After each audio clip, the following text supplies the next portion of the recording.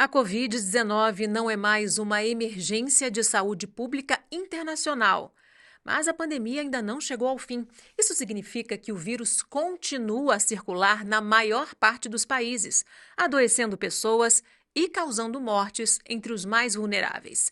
Nesse atual momento, a Covid ainda mata uma pessoa a cada 3 minutos. Foram mais de 7 milhões de vidas perdidas para a doença em 3 anos no planeta. Mais de 700 mil só no Brasil. O que muda com o fim da emergência? Esse é o tema em questão no programa de hoje. Nosso convidado é o pesquisador da Fiocruz, Marcelo Gomes. Ele que é o coordenador do Infogripe e participa com a gente aqui de forma virtual. Muito bem-vindo, obrigada pela participação. Obrigado, sempre um prazer estar conversando com você e todo mundo que acompanha a audiência. Marcelo, essa mudança de classificação significa exatamente o quê? O que muda na prática?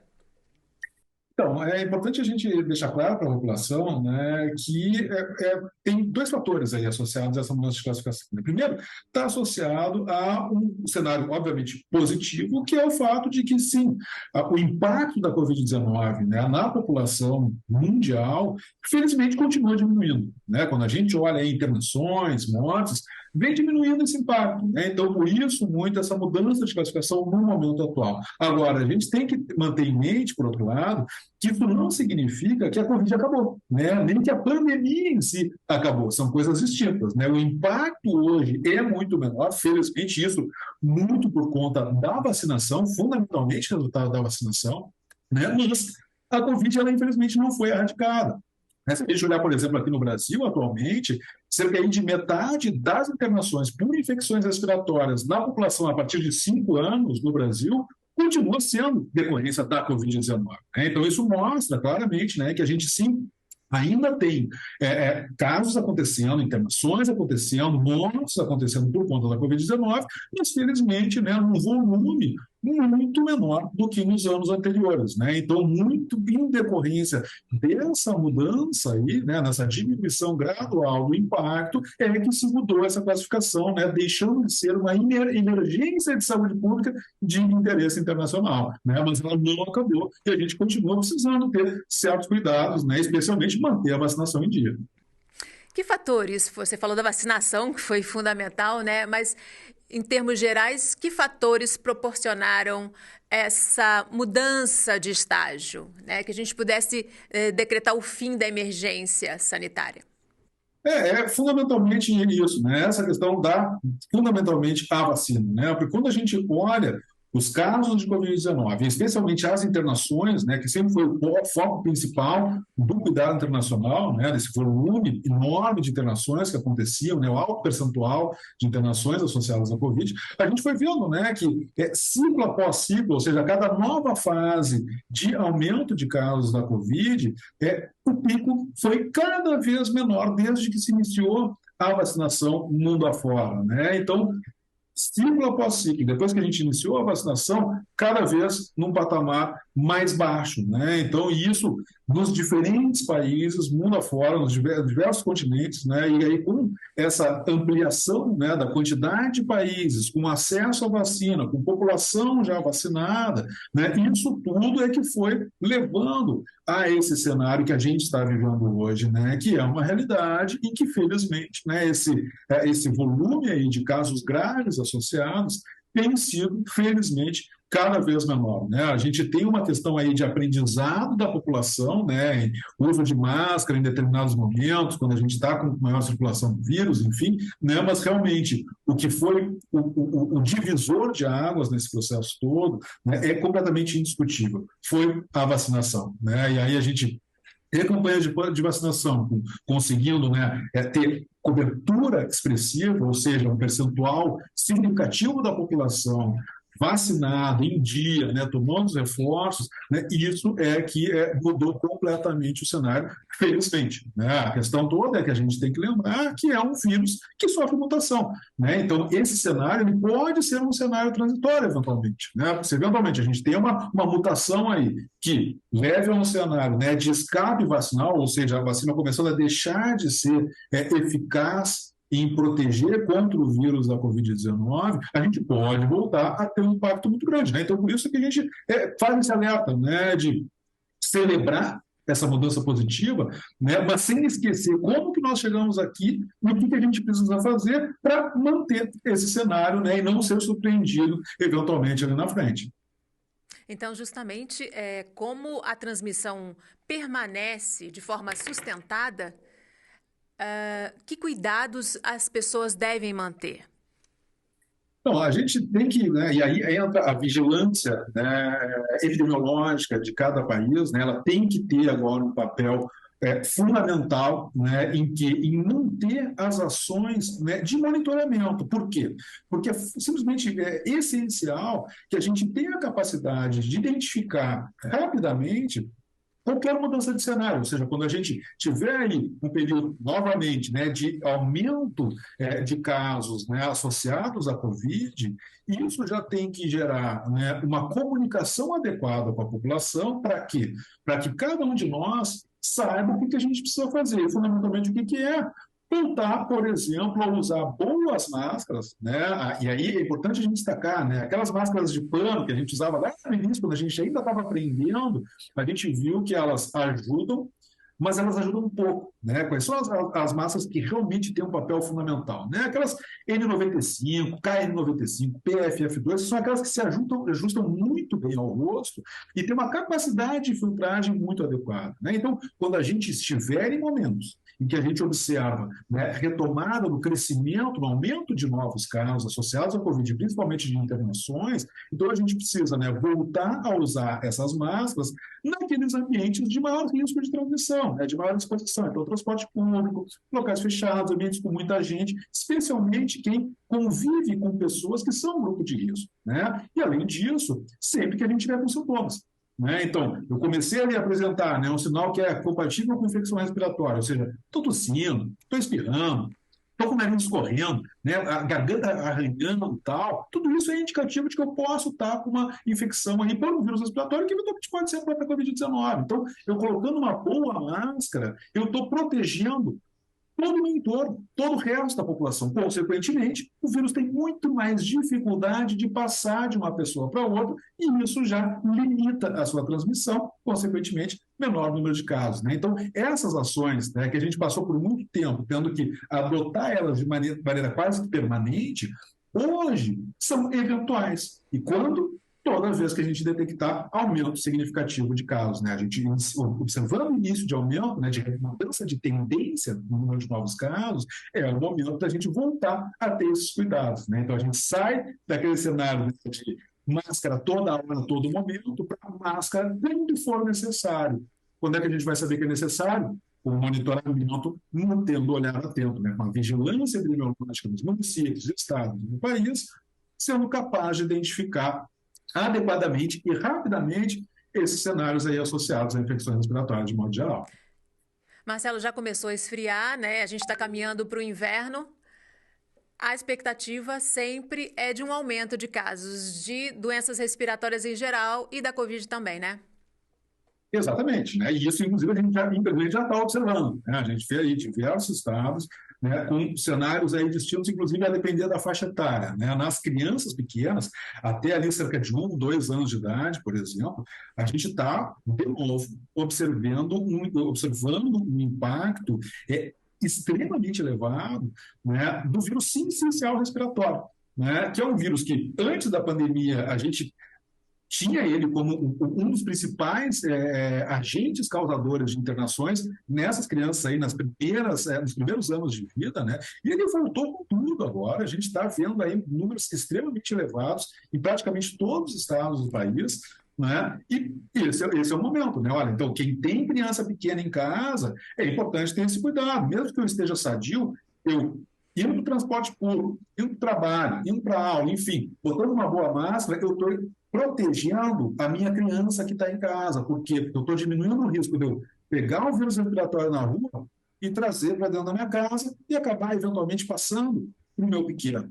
Né? E a mesma coisa, se a minha criança está com um sinal, ele está com aquela respiração ofegante, né, chiando o peito, podendo deixar ela em casa, não levar para a creche, não levar para a escola, isso também ajuda muito a proteger a população, né? Então, são essas ações que a gente tem esse cuidado. A gente está entrando no período do ano em que, antes da pandemia, era o período típico, né, de maior volume de casos associados a vírus influenza, a vírus sincicial respiratório, e a própria Covid pode também acabar entrando nesse mesmo ciclo. Isso é o que a gente espera que venha acontecer com a Covid, né, que ela se encaixe nessa sazonalidade dos outros vírus respiratórios, né? E, felizmente, por enquanto, a Covid não voltou a crescer, mas sincicial voltou a crescer, o próprio vírus influenza voltou a crescer já em diversos estados, né? A gente já está hoje aí em alguns estados, na população acima de 5 anos, né, cerca de 25% aproximadamente das internações por infecções respiratórias estão associadas ao vírus influenza. Isso é um sinal muito claro, né, que ele está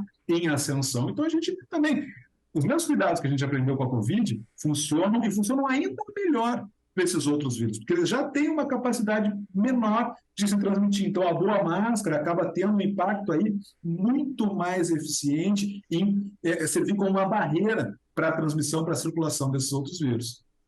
Você falou da influenza, né? Inclusive, a gente está em campanha de vacinação e ela está mais forte esse ano, né? Tem um subtipo aí que está pegando as pessoas de uma maneira mais impactante, né? A gente voltou a observar o H1N1, né, que historicamente é um subtipo do vírus influenza, né, que, em geral, causa, né, casos mais graves, né? Os dois principais subtipos que circulam na nossa população, né, são o influenza H3N2 e o H1N1. Né? O H1N1 é mais ou menos aquele mesmo desde lá da pandemia de 2009, né? Sofreu algumas mutações aí, mas é desse mesmo subtipo, né? O H1N1. Ano passado, quando a gente teve aquele pico completamente fora de época, né? Na verdade, final de 2021, começo de 2022, era o H3N2, que ele, em geral, é mais branco. Agora não, agora a gente está voltando a observar o H1N1. Então, isso é um sinal de maior preocupação, né? Porque se a gente olha para o nosso passado, o que a gente vê? Os anos em que teve maior predomínio de H1N1 do que o H3N2, o que a gente observou? Em termos de hospitalizações, um impacto muito mais significativo, né? E a mesma coisa para os óbitos. Então, isso acende já uma alerta, né? A gente voltando a observar H1N1 circulando aí um ritmo cada vez mais acelerado, né? Isso tem que já disparar justamente essas ações de comunicação para tomar vacina, para ter esse cuidado, né, da nossa etiqueta respiratória, né, essa questão de evitar a exposição se eu estou com sintoma, me resguardar, enfim, uso de máscara, aquela coisa toda. Essas ações já precisam começar, né, para a gente não acabar demorando demais para tomar essas ações e aí acabar sendo tarde, né? E isso se traduz em quê? Internações e às vezes até mesmo mortes, né? Óbitos que poderiam ter sido evitadas se a gente tivesse já iniciado as nossas ações coletivas e individuais o mais rápido possível, né? Até porque a gente está falando de ações simples, né? Tomar uma vacina no braço, botar uma máscara, né? Ficar em casa, se resguardar se eu estou com sintoma respiratório, que são coisas muito simples, né? Infelizmente, no nosso país, inclusive, essas vacinas estão disponíveis de maneira gratuita, né? São os nossos impostos bancando essa proteção coletiva, né? Então, não tem por que a gente não aproveitar essas ferramentas que a gente tem à nossa disposição. Inclusive, a respeito de vacina, a gente tem aí a bivalente, né? A importância de, mesmo quem já tomou as outras doses, agora atualizar fazendo a dose da bivalente. Sim, né? A gente vê nos dados, né, especialmente quando a gente olha, né, para as internações, enfim, e fundamentalmente para a população que é de maior risco, né, a população de idade mais avançada, quem tem ali alguma questão prévia de saúde, né, uma condição de saúde que já o torna mais suscetível, né, então imunocomprometidos, pessoas que têm doença renal, enfim, uma série aí de fatores, né, de saúde que comprometem o nosso sistema imunológico, para esse público é simplesmente fundamental. Os dados são muito claros, né, como a vacina bivalente, ela melhora significativamente a nossa proteção, né, especialmente para esse público que, infelizmente, por conta dessas condições de saúde, né, a sua proteção, a sua proteção imunológica, ela é mais curta, né? Ele perde, é como se a gente perdesse a memória, né? O que o nosso sistema imunológico aprendeu com a vacina, ele acaba, entre aspas, esquecendo mais rápido do que no restante da população. E não só em relação à vacina, mesmo a infecção natural, isso é um processo da natureza do nosso sistema imunológico, né? Então, por isso é que se faz essas recomendações, né? Olhando os dados, comparando aí como é que está esse fator de proteção, e a gente chega a essas conclusões, né? De que eventualmente é necessário fazer mais uma dose, fazer essas atualizações, né? Porque a gente tem as mutações do vírus, né? Da mesma forma, por exemplo, com o vírus influenza, né? Por que todo ano a gente tem a vacina da gripe? Né? Porque justamente a gente tem uma atualização, em geral, né, da vacina por conta dessas mudanças do vírus da gripe, e não só isso, porque naturalmente o nosso sistema também já, entre aspas, esquece o que ele aprendeu em relação ao vírus da gripe. Uma vacina da Covid tem um mecanismo aí similar, não é exatamente o mesmo, mas é muito parecido, né? Por isso, então, é que são feitas essas recomendações, né? E tudo isso é um aprendizado, a gente tem que entender isso, né? Que às vezes muda um pouco a recomendação, eram tantas doses, agora já tem mais uma, agora não tem mais outra. Por quê? Porque a gente está aprendendo, né? A gente está observando os dados e vendo que, olha, está começando a cair a proteção, então vamos oferecer mais uma dose, porque a gente observa que volta a melhorar esse fator de proteção, né? Então, tudo isso é focado sempre, né, aliando, né, a segurança, né, ou seja, as vacinas não serem prejudiciais, e isso está muito claro, né, o quanto elas têm um fator de segurança aí perfeitamente adequado e aceitável, né, e essa questão, né, da duração da proteção em relação à doença em particular que elas venham a combater, né, seja a vacina da Covid, seja a vacina da gripe, né? Então, por isso que é simplesmente fundamental, sim, né, porque os dados são perfeitamente claros, né, quando a gente compara vacinado, em dia com a sua vacinação, e quem não está vacinado, ou quem já está em atraso com as recomendações, o risco de acabar desenvolvendo um quadro grave é muito diferente, né? Quem está em dia tem uma proteção que é muito maior do que o restante, né? Que ou não tomou ou que está em atraso com as suas vacinas, né? Esse dado é muito claro, né? Então, por isso que se faz essa recomendação. Inclusive, o vírus não ficou mais brando, né? A nossa proteção é que ficou maior, né? A capacidade de impactar e de matar da Ômicron, das subvariantes, é a mesma lá da Gama, né? Pois é, exatamente, né? E esse é um ponto, né, chave aí nessa questão, né? A gente teve algumas comunicações preliminares, né, dizendo, olha, o vírus está mutando, está ficando cada vez mais leve, cada vez mais brando. Não, não, não, não. A gente aqui está tomando as ações adequadas, né, de se vacinar, enfim, as vacinas estão dando essa resposta, né, de diminuir esse fator de gravidade, de agravamento associado a essas variantes, né? É uma mistura desses fatores, né? Se a gente não tivesse as vacinas, a gente continuaria observando aí um percentual de internação para cada caso infectado ainda é muito alto, né? Foi justamente a vacinação que mudou esse quadro. Então, a gente tem que ter essa clareza, né? Entender como é que nós chegamos aqui, né? Não apenas comemorar que nós estamos hoje nesse cenário, né, que felizmente permitiu acabar com esse status de emergência internacional, né, celebrar isso, mas sabendo como que nós chegamos aqui. E como é que nós chegamos aqui? Por conta, fundamentalmente, da vacinação. E a Covid longa, Marcelo? As pessoas que se infectam ainda podem desenvolver a Covid longa? Quer dizer, é melhor tomar cuidado, não correr risco? Esse é um ponto que, infelizmente, a gente ainda tem uma lacuna de conhecimento muito grande associada à Covid longa, né? É algo que a gente ainda está em estudos aí, tentando entender exatamente como é que a gente define a própria Covid longa, ou seja, a própria definição do que é um caso de Covid longa é extremamente complexo, extremamente complicado, né? Como é que a gente faz essa classificação de maneira correta e adequada, né? E a própria identificação, né, de qual é o percentual de pessoas que acabam desenvolvendo o quadro de Covid longa, os estudos estão em andamento, né? E são extremamente complexos fazer esse acompanhamento. Nós temos aqui, inclusive aqui na Fiocruz, diversos colegas estão se debruçando em cima desses dados, né, para tentar mapear adequadamente, né, fazer a identificação adequada desse processo, né? Mas o que a gente sabe é que sim, ele ocorre, sim, ele continua ocorrendo, né? E isso ainda não está claro.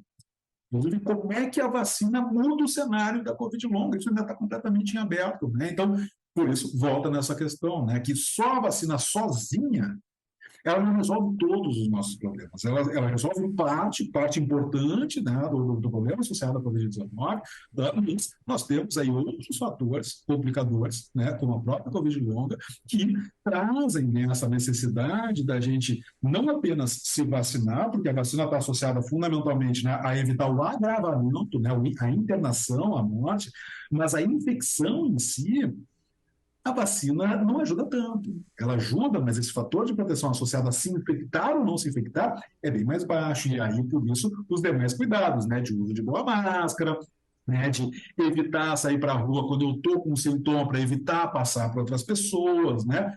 Está ajudando nesse processo, né? Porque mesmo vacinado, ele pode sim se infectar, né? Só que o risco dele é se internar, desenvolver um quadro grave o suficiente para precisar de uma internação, é que vai ser muito mais baixo, mas ele pode se infectar, ele pode acabar desenvolvendo um quadro de Covid longa, né?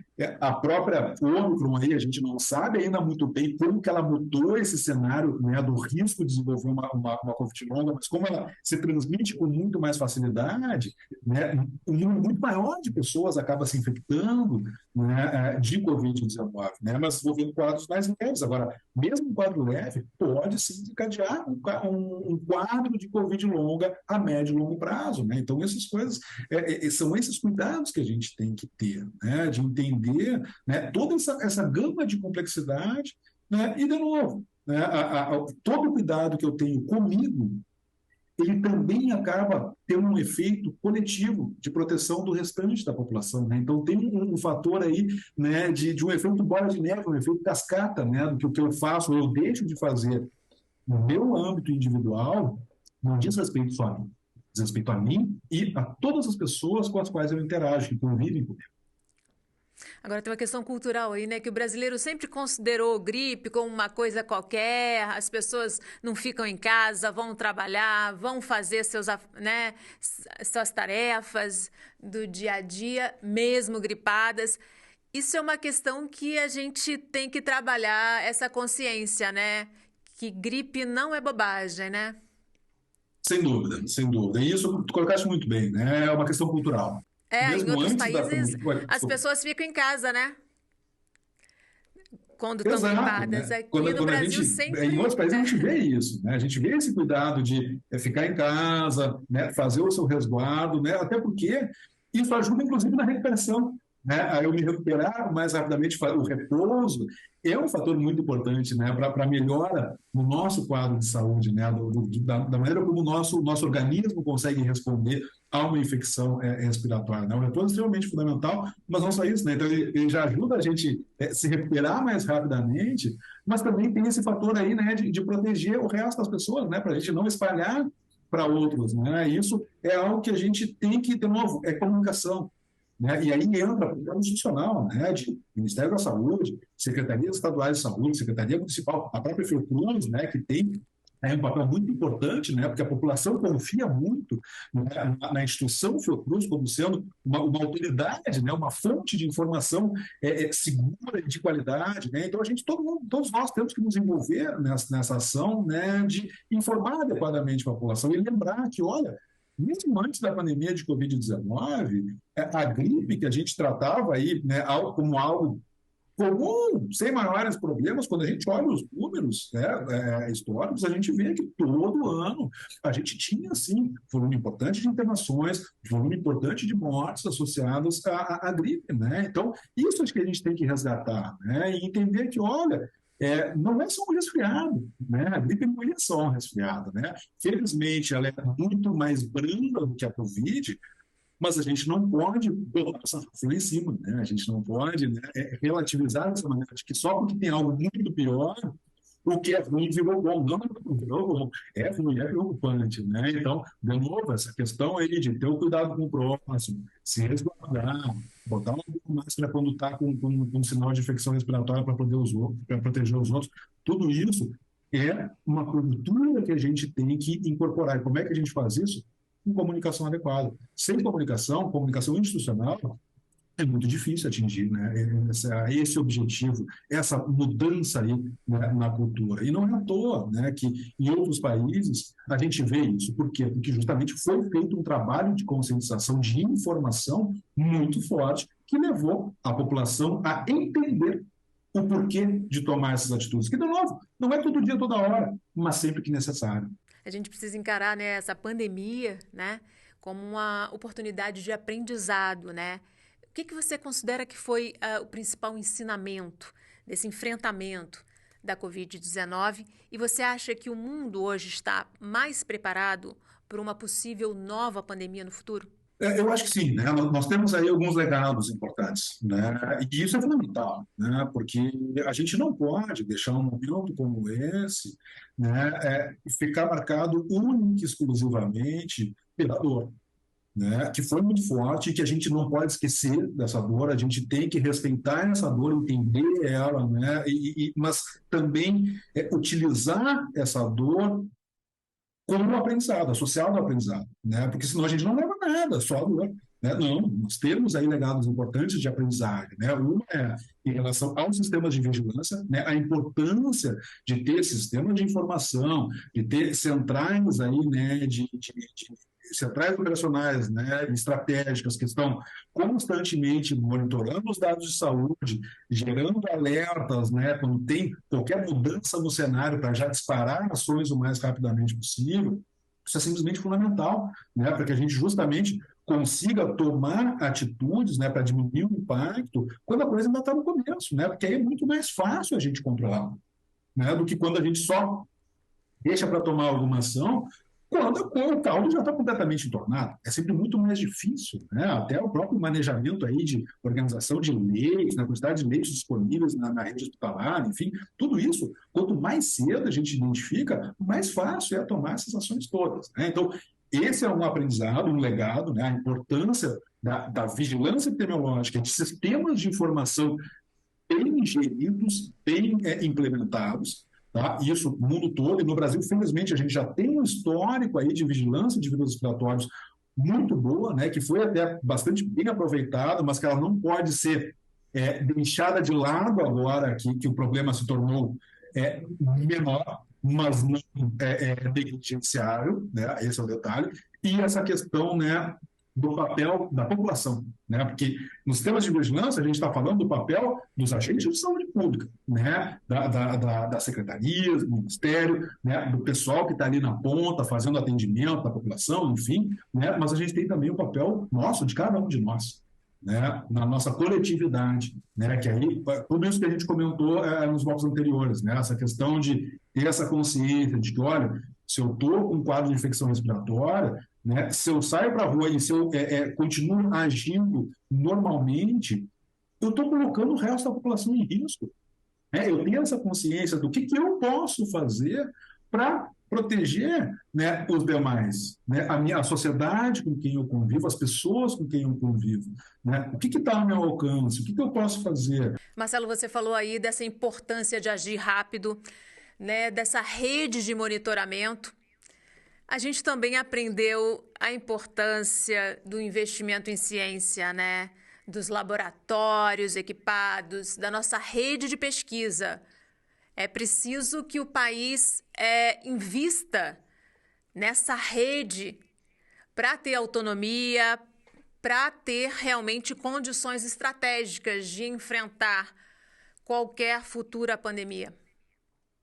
Sem dúvida, né? Isso é extremamente importante, né? A gente ter essa autonomia é algo central, né? Por quê? Porque a gente viu em diversos momentos, inclusive, né, em que nós estávamos, né, em determinados momentos da pandemia, a gente estava até com os laboratórios, né, de testagem, com equipe, né, em contratos temporários, enfim, conseguindo aumentar a quantidade de profissionais alocados, né, para fazer a testagem, liberar o resultado, né, de maneira mais rápida, mas foi de maneira, né, para realizar esses exames, né? Por quê? Porque nem todos esses insumos, né, esses materiais para fazer os testes são desenvolvidos no Brasil, por exemplo, né? Então a gente fica dependendo de mercado externo muitas vezes, né? E aí, eventualmente, a gente pego com um desabastecimento, né, da nossa infraestrutura, né? E a gente não consegue dar resposta porque não tem material para fazer os exames, né? Da mesma forma, o processo inverso, né? Tem material, mas não tem gente suficiente, não tem a máquina para fazer o exame laboratorial, enfim,